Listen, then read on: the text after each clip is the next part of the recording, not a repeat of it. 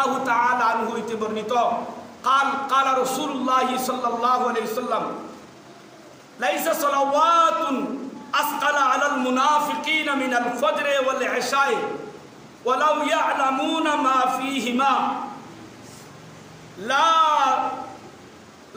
آتوهما ولو حبوا জনাবে রাসূল মকবুল সাল্লাল্লাহু আলাইহি ওয়াসাল্লাম বলেন যে মুনাফিকের কাছে সবচেয়ে দুই ওয়াক্তের নামাজ তার কাছে অত্যন্ত কঠিন এবং অত্যন্ত ভারী লাগে।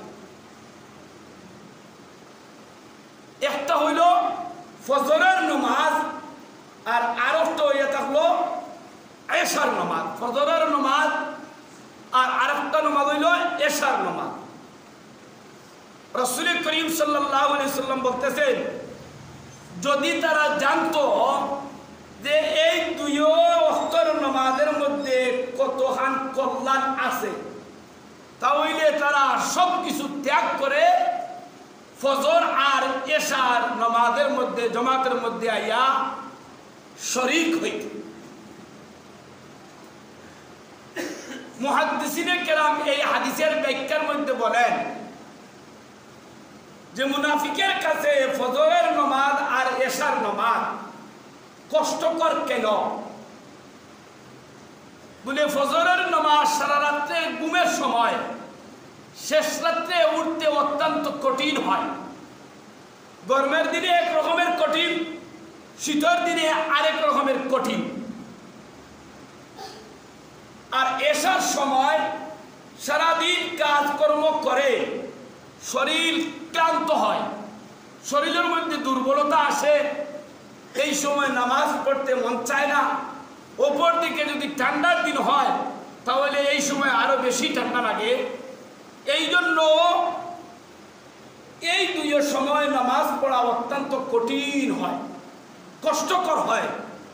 এই কষ্ট ব্যঙ্গে নামাজ পড়া যারা মুনাফিক তাদের জন্য সম্ভব হয় না। দ্বিতীয় কারণ হলো যে মুনাফিকের জন্য রাসূল করিম সাল্লাল্লাহু আলাইহি সাল্লাম কেন শুধুমাত্র মুনাফিকের কথা বললেন?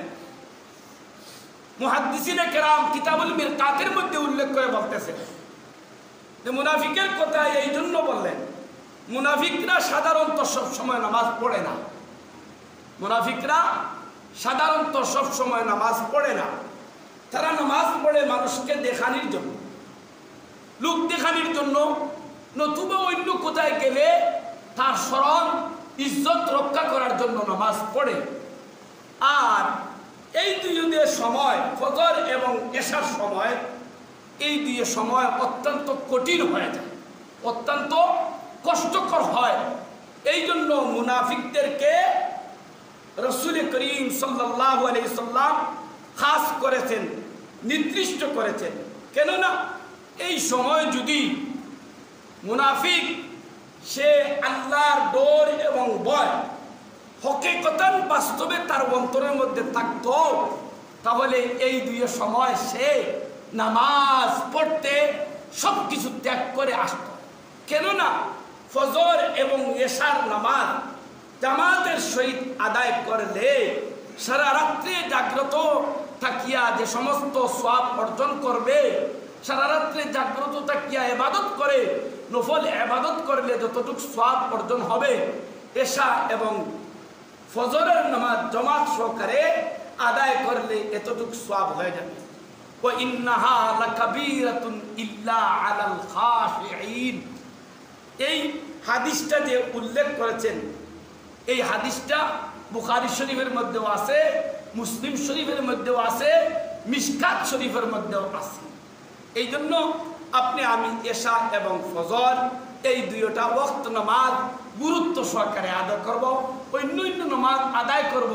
কিন্তু এই নামাজটা আদায় না করলে অনেক ক্ষেত্রে রাসূল করিম সাল্লাল্লাহু আলাইহি সাল্লামের বাক্য অনুযায়ী আপনার আমার মুনাফিকের আলামত অর্পিত হয়ে যাবে।